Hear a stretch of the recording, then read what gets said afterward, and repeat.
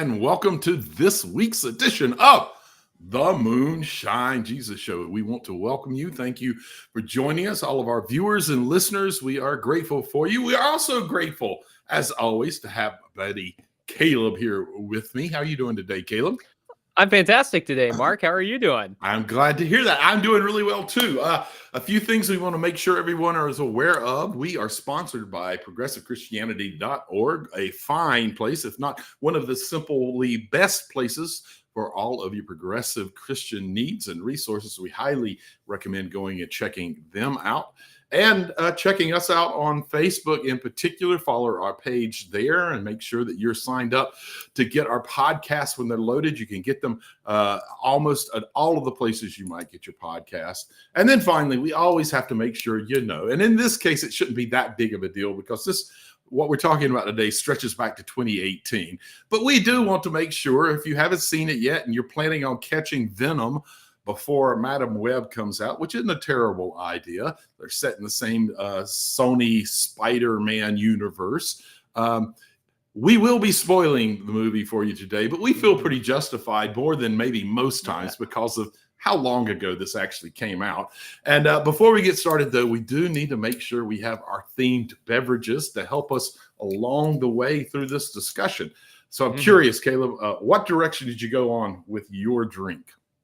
So I found this drink called Spider Venom, and I really liked that because of Venom. It's in the Spider-Man universe, and so it's a very dark drink. It's almost black, and so it has spice rum, tequila, fireball, and cherry apple juice. But it's very dark, like Venom. Spider Venom. Like Venom. Yeah. Well, interestingly enough, I found this recipe for a drink called Spider Venom. but it's a different drink. It's a different drink. It's a different drink, but it's called Spider Venom. But it's also called Spider Venom. Okay, this one has, not surprisingly, bourbon in it. It has lime juice. It has simple syrup in it. And it has the bite of the spider is Tabasco sauce that is mixed into it. Okay. Mine comes out more red. It's redder. Yeah, but two drinks of the same name. I love it. Cheers, Mark. Little bite. I like it, just like a spider bite. Yeah. How's yours? Oh no! Well, we're going to take a quick break, and everybody be praying that Caleb makes it to the next segment. Thank you. And then we'll join back together on the other side with our Geek Out segment. Moonshine Jesus, Moonshine Jesus, Moonshine Jesus, Moonshine Jesus, won't you shine a light?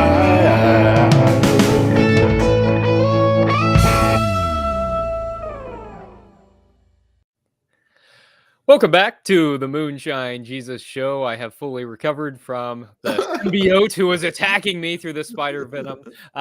We are in our Geek Out section. This is the section where we really like to have a lot of fun with the geekiness of the shows that we're watching. And there's a lot of geekiness to be had as we're talking about Marvel shows. So today we're talking about Venom, and Venom is the first film in Sony Spider-Man Universe. So that's the SSU, if you don't keep up on all these things, like acronyms. Mark and I do all the time, right? So Venom was followed by Venom Let There Be Carnage and Morbius, both of which also have mid-credit scenes that connect them to the multiverse of the MCU, the Marvel Cinematic Universe, but it is still separate. And as Mark mentioned, next week we'll be talking about Madam Web, which is also a part of this SSU. So, Mark, I'm curious, what do you think? Do you think we'll see a stronger link between the SSU and the MCU with Madam Web, or do you think they're going to stay as separate universes? I think they're still going to stay as separate universes, which I'm not quite sure why they would do that. I think it's stronger when they build them together. They just seem to be treating the Spider-Verse as its own little verse. Maybe it's going to be a parallel universe or parallel timeline or to the MCU. But I really think that they're going to keep them separate. We're seeing little hints that there's connective tissue, but just in general, even based on the trailer for Madam Web, it feels to me like they're going to have it be a very contained movie. So I don't know that means that over time that the Sony Spider-Verse or Spider-Man Universe isn't going to be connected, but I don't think they're ready to do it yet. And I'm sure there's some politics behind the scenes kind of things going on of why they're doing that. Have you seen other indications that maybe it's going to be stronger than that? Or no, I haven't. I think they're going to keep it separate as well. I mean, the Spider-Man issue has always been kind of interesting, owned by Sony, and this is one of the interesting things about Marvel is that we've had Spider-Man separate, we've had X-Men separate outside of the MCU, and so it's been one of the interesting things. I think this will stay separate. I think part of that has to do with maybe the reception of these films. And so, Mark, this carries on a tradition that we've talked about quite a lot lately. Venom is one of those movies that audiences loved and critics hated. And this is 6 years old, but the same has been true about the other movies too. The Venom 2 was a little bit better received, but still, Venom grossed over $850 million, Mark. Biggest October movie when it hit. It was the biggest October release ever. It's huge. It's huge. Yeah. So I'm curious, Mark, but less so about the divide between audiences and critics. I think we've talked about that quite a bit, but I'm curious. Why do you think Spider-Man and Spider-Man adjacent movies are so bankable? What is it that we love about these Spider-Man adjacent movies? Well, I think that it's actually part of, people talk about superhero fatigue and that kind of thing. And I thought and kind of paid attention to what's the difference and what's shifting. And one of the things I've started realizing is that Spider-Man and the early stuff really is like reluctant heroes that kind of are the everyday person that we can identify with who become heroes, which Spider-Man is maybe the ultimate version of that. And they've slowly started sliding in all of these heroes that are kind of born as heroes or have some glorious purpose as heroes. And they feel less relatable. So I think that maybe that's part of the strength is that, Spider-Man in particular is not a failed superhero, but he's a flawed human who has all the problems that we've experienced, who happens to be pushed into a place where he has to become a hero, which, has this kind of, I can connect with him. I'm a flawed person as well. But, we can all be heroes in our own ways. And that gives us hope and encouragement in our lives of doing things that can improve the world. That's one of the places my head is right now on the topic. What does that make any sense at all? I think that's a really good point that in the same way that Spider-Man just kind of by happenstance, Peter Parker or Miles Morales, whichever version we're talking about, gets bit by a spider randomly, and it's a kid and gets these powers that. So Eddie Brock, the main character in Venom, just kind of by happenstance gets this symbiote that gives him powers, and he has to figure out how to deal with that. And even we hear that the reason that Venom kind of likes Eddie is because Eddie's in Venom's own word, kind of a loser, right? He or just kind of an average person who maybe isn't kind of already destined for greatness, but is just living his life. And I think that is something that's valuable. And I mean, maybe the other franchise that we mentioned, like the X-Men, that they're also people that maybe are born but are different from the rest of society. They're not these grand heroes, and I think maybe that's why they're popular too. So I think this movie's mostly fun, Mark. It's I mean, it's a lot of fun. I mean, I don't think it's making any big commentary. We've talked a lot about, how movies can be just fun, but Yeah. okay. But here's a question that I want to ask about that though. All right. It's mostly fun, but Tom Hardy's character Eddie Brock, he finds himself in trouble for exposing Elon Musk. I mean Carlton Drake. And I'm curious, is this movie making some kind of commentary on journalism? Are we seeing Yeah. like a value in journalism in this movie? I think it is, and you're sliding into your habit of stealing questions because you see, I have yes. well, not exactly. No. Oh, let me ask a in bunch of adjacent questions and see if I can get it. Well, in our Theo Politico segment, that's one of the questions. Actually, the first question that I want us to delve a little bit into. So I'm just going to give a kind of simple answer right here, and I think yes, it's definitely making a commentary on reporting and reporters and on powerful folks and their relationship with all of that. I think that this is a deceptively I think that this movie's easy to watch and just kind of have fun and slide through it and get kind of confused by the haphazard storytelling because it's really bad storytelling, and not recognize that there's actually quite a few important topics that it really does hit on that I want us to talk about in the next segment.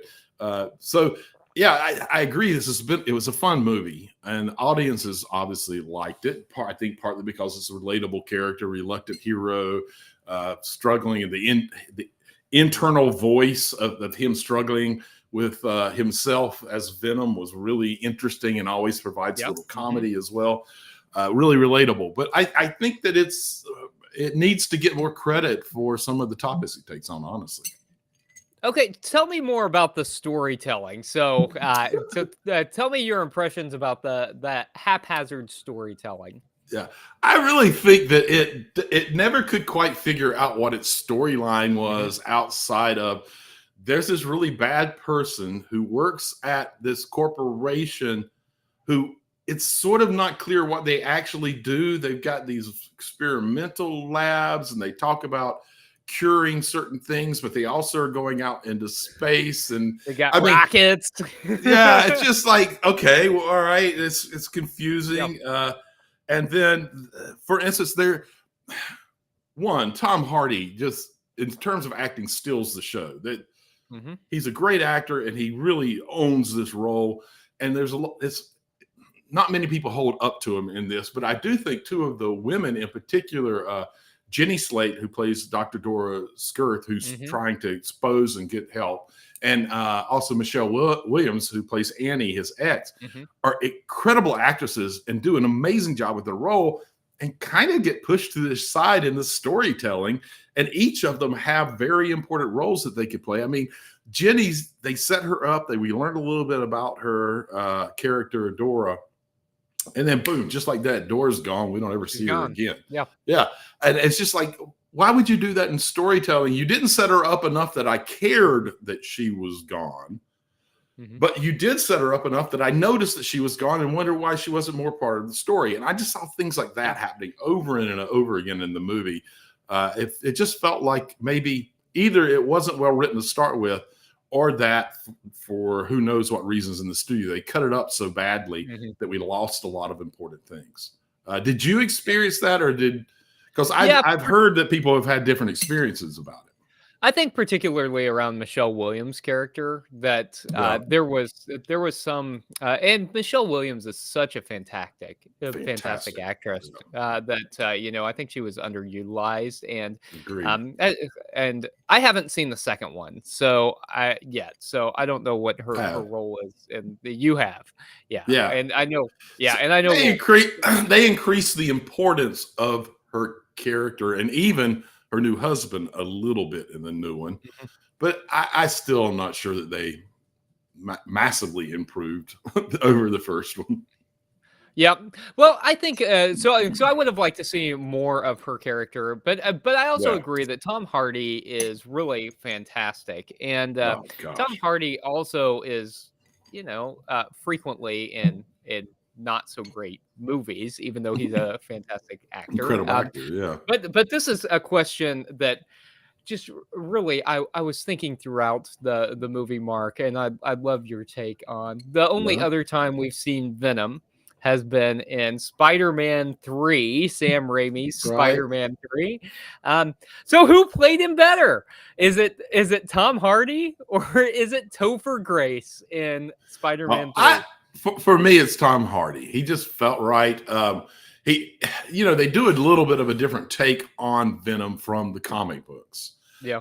Venom is a much nastier character in the comic books, and he really truly is the enemy of Spider-Man, and we don't really see anything like that, which I think is part of why we don't see Spider-Man in this. They don't want to call that out, and they were trying to create a more sympathetic character in the story that they were managing to. I really like Tom Hardy's take on this. For me, it's him for sure. What do you think? Well, that's somewhat tongue-in-cheek because Spider-Man 3 was so maligned by everybody. And he was only in it for the littlest time, really. Right. And, obviously one of the jokes about that movie was that it was so bloated with concepts and characters that it never really found what it was about. But I thought myself, even though this movie was not real well received critically, it was a movie that I enjoyed. I liked watching it. How'd you feel about the movie overall, Mark? How'd you feel about the visuals? And I thought the visuals were I thought were incredible. The only complaint I would have about the visuals were, and I guess this was a choice, but so many of the times that Venom was fully on screen and not just having little arms pop out or everything was at night, which meant we had this dark sky background behind this dark character. And it just felt like the contrast was a little bit much, and it made me. I remember I liked this better the second time when we watched it for this episode than I did the first time. I remember the first time kind of wondering why it was doing so well, and not really liking the kind of monotone that was there all the time. But this time around, I recognized more of the visuals being really, really nice. I did think there was a few too many monotone scenes, and that was one of the things that stood out for me. But visually, I thought it was really fantastic. I really enjoyed several, as I've named them, actors in it, and it was fun. It was bad storytelling in general. Man, is it just fun. The fight scenes were okay-ish. I would have loved to see better fight scenes, but there was some inventive stuff in them as well. What was your take on all of that? Yeah, so I thought visually, my impression of why it was that it was a nighttime with a dark character was to call less attention to the CGI that was necessary. There were a couple of moments. And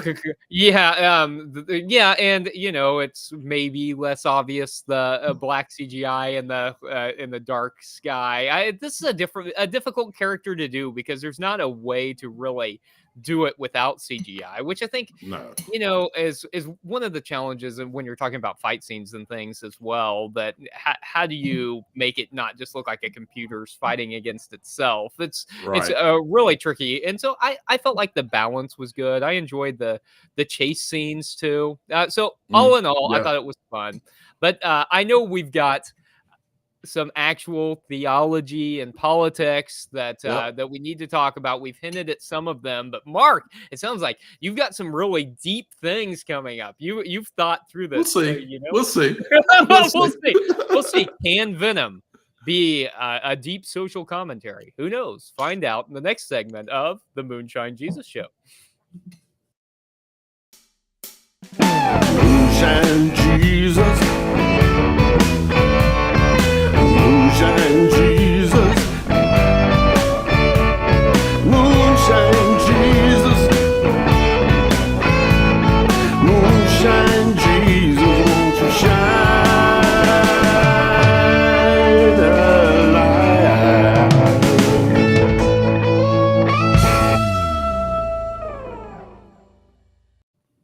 Hello and welcome back to the Moonshine Jesus Show. You're joining us for our Theopolitico segment, where we'll dive into theological, political, and even sometimes psychological perspectives that are presented in various shows and movies. And so you've already kind of tipped our hat a little bit at my first question here, Caleb.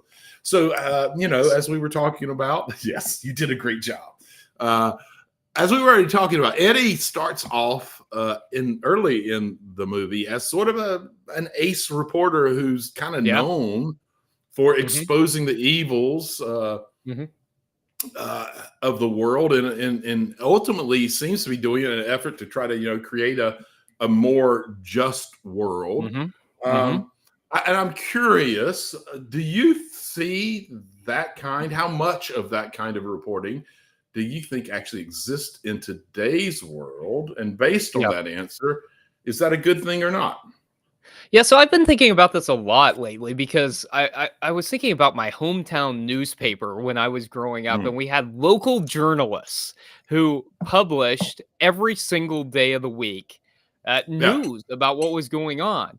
And that newspaper now publishes once a week. And I think that and doesn't really have any reporters. It's got an editor who kind of does it. And I think that is the trend across the world. And we've certainly seen this in, smaller communities all over the United States. And so I think that local investigative journalism is really disappearing. And I think in general, we're seeing even national media outlets having fewer investigative journalists. And I think that that's actually incredibly dangerous. I think it's bad for democracy, and I think it's bad for us just to be informed about what's going on in the world around us. So, I think that there's less and less of this, and I think there are fewer and fewer people that are willing to take chances. One of the things that I think we've really seen is a lot of really polarized news coverage that maybe isn't based on non-biased, fact-based reporting, and that's kind of scary to me. That's just my perception of it. How about you, Mark? No, I completely agree. Talking about hometowns right now, my hometown, the reporting here, the best reporting frequently is not in the main papers. It's in the free papers, frankly. One of ours is called Yes Weekly, and a friend of mine, Ian, writes for it, and he writes wonderful investigative where he's willing to really dig in deep and tell the truth. But it's a paper you get for free, and I think maybe that's part of the problem here. In the movie Venom, we have an investigative reporter take on the wrong person who has money, who basically shuts him down, and then it impacts his life as much as possible. And I think that probably goes on in the world. And one of the places we don't see that is in these small papers where there isn't as much money involved, so people have a little more freedom to kind of do real journalism. If they can survive. Because on no money. Yeah, I mean, every morning, one of the very first things I do is I spend an hour on I've created my own sort of news aggregate where I read through all of these different news sources that I've handpicked where I think they do reasonable journalism. And I had to use the word reasonable because there's actually only about 3 or 4 of them that I think really do solid journalism. And I mean, I have MSNBC, I have, BBC, NPR, I have all of these groups on there, and more. I've been doing this for over a decade. More and more, even the ones that used to be trusted, like CNN, we're seeing them become more about money, more about how many clicks, how many viewers can we get, how many people we can get show up. And it's not just deep investigative journalism about important topics to do it. It's what you pointed to. It's the divisive stuff. It's the one side against the other side. It's blowing small things up into giant things to try to just sell. And that's, I think, a horrible thing that's happening in our world today. And so this is a disservice rather than a service like it's supposed to be to our population for sure. Yeah, even thinking about this polarization, I think about how long it took even NPR, which is Yeah, consistently rated in that Ad Fonte's media bias chart as right in the absolutely. middle, as one of the least biased places you can turn for news. That how long it took them to say to uh, to really call out the Biden administration's stance on Israel. It Yeah, it it was not, or to talk about the links to genocide, and it was not something that was covered with any no, kind of regularity, and it was not something that was called out very vocally. There's been a strong support of Israel and the U.S. Administration's support of Israel, and I think that that's absolutely. really Matter of fact, telling that we haven't had a lot of journalists being I, willing to call out the Biden like I administration. said, yeah, as a person who reads a lot of various media Mhm. sources every morning, I can tell you I saw absolutely no American Yeah. sources calling out the Biden administration on Mhm, their mhm. relationship with Israel. I had to go to it was Yeah, Al Jazeera, it was mhm, the Guardian, it was those types of folks who were willing to yeah, step up and say we're going to talk about what really matters here, and point out the hypocrisy in the way that America was approaching this compared to the way they're approaching the Ukraine. So let's move on to my next question here. Also related to Carlton Drake, who shuts down Eddie and his mhm, investigative reporting. Uh, Carlton also uses the unhoused population for his experiments. mhm, Uh, it's a version of the sort of all too common story of the rich using lower classes to create their empires. Now, and Eddie Brock ultimately, he tries, as we said, he tries to do investigative reporter. He tries to stand over and against sort of the big capitalism machine. Do you see currently that kind of behavior from the rich in the world today? And at the same time, who do you see standing up to resist it, or at least who should be? yeah. Well, luckily, we're living in an age where the rich no longer exploit. We're I can't we're even get through the finally are statement. living We in an enlightened finally, age. yes, yes, we're living in an enlightened age, and we've also all realized that everyone who has money deserves it, and Yeah. it's Oh, because the rest of us have done wrong that we don't. No, and it's yeah, how hard I they mean, work. They work really it's hard it's for how it. hard they work, and I mean, damn it, if It's we would certainly just work not on the harder. backs. Certainly not work. They're not building that on the backs of lower classes at all. No, they're not. Because No, I those mean, folks are just lazy. they're just lazy. Yeah. No, I mean, we see so much exploitation Yeah. of people who are poor, or even people middle class, the shrinking middle class Yeah. that that that is just evident pretty much everywhere we turn our heads. So, and it can be as simple as things like here in San Diego, the city has basically made it illegal to be homeless. That Right. you can't be in public spaces. So the police are always doing this thing where they're breaking up encampments, and people are moving like 50 feet down the down the road, and then they're breaking up another encampment.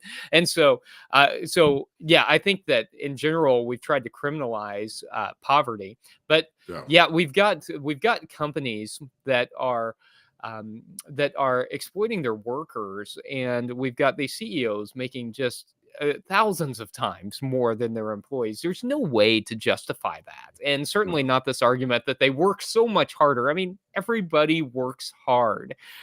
Right. The people who are working 3 jobs to try to survive. There's no way you can say that the CEOs and their offices Right. are just working so much harder that it justifies thousands of times their salary. So yeah, we see exploitation there. We see exploitation of just like in the movie, of people doing clinical trials, right? I mean, when Yep. we're talking It about happens all the actual time. clinical trials, right? We pay people to take risks with their lives Pay them. I mean, even for like $20, right. I I mean, mean, but even in the world today, sometimes yeah, you can find in a spirit where they might be paying someone $1,000. But when you are putting your health, even if it's not your life, but you're putting yeah. your health on the line, that's just it's abuse, is what it is. Yeah. So as far as who's standing up against that kind of thing, I mean, Yeah. I think a lot of times it's mostly organized labor that's really trying Mhm. to combat this. It in theory, I would think that people of faith ought to be combating this. That Right. Jesus seemed to talk a whole lot Oh, about the right. the unjust distribution of wealth, but Christians in the United States seem to be mostly complicit with this, or actually in favor of this kind of thing Yeah. that Christians seem to justify this a lot of times that Mm. it's predestined for these people to have this kind of money, or it's because they have worked so hard, as we just said, that like Christians are the one propagating Right. this kind of thing. But yeah, I think if we really listen to the teachings of Jesus, that Jesus talks about us caring for people who are on the margins and sharing what we have. And I mean, we look to early Christian community and see that they had all things in common. So Right. yeah, certainly Christian. Where do you see places that are Mm. standing up, Mark? And who do you think Mm. should be Well, standing up? I agree. Unions are one of the places that actually happens, and that's why I think we see conservative groups working so hard to prevent unions from happening. It's why you see big corporations always working on it. But I do see little glimpses of hope in progressive Christianity. There are a lot of voices. Oh yeah. I've been doing a little bit in progressive Christianity for a couple of decades now, and when I got started, I could pretty much just list by name the small handful of people who are willing to go out and be public Mhm. about saying this is wrong. Yeah. We need to stand up against it, and here are the biblical principles why we should.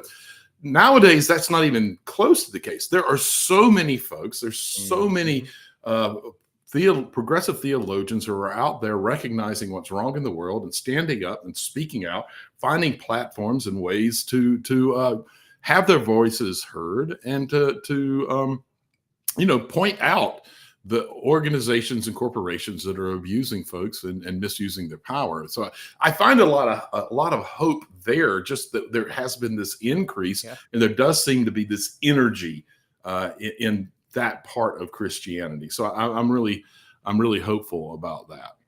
Yeah, So you look, made me hopeful, Mark. I appreciate that. yay! Excellent. I had like 4 more questions, but we have run out of time in this segment, and we don't want to miss out on our favorite segment. So No, of I'm course I'm not. going to hold on to those questions. Who knows? One of them might pop up in the next segment, because I really enjoy this segment. So we're going to take a quick break. We're going to come back together and have our "Make Me Look Stupid" segment.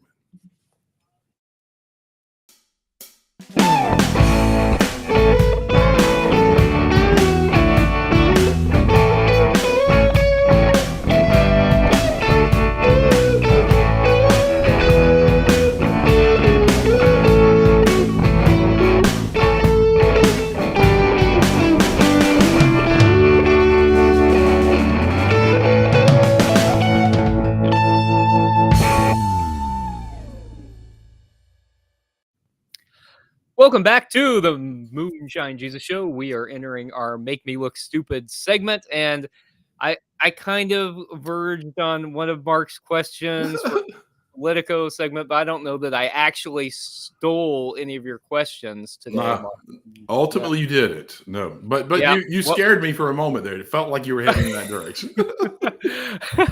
well, I've got a question for you, Mark. Okay.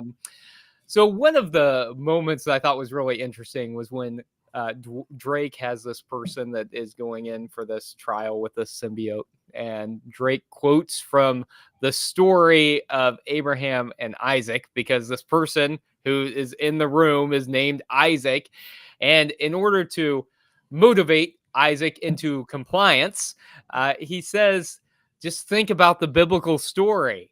And about Isaac's bravery, and he also said that God has abandoned us, but I won't abandon you. Right? Drake calls himself God, and so Yeah. he really uses religion to try and manipulate Isaac into Yeah. doing what he wants, which makes me wonder, Mark, how much of religion is about manipulation? is religion ultimately about manipulating people into doing what people in power want them to do? Unfortunately, it has become that in large part. People recognized that religion, because it's so heartfelt and such a deep part of us, can be used to motivate people to do things that they might not normally do. For instance, and you have to kind of twist the original purpose of religion in order to make that happen, just like he does with the Isaiah verse. He says, Isaiah makes a sacrifice. No, actually, that's not what happens in the story. Ultimately, God steps in and says, no, you're not going to make the sacrifice. And as a matter of fact, the sacrifice was a horrible thing.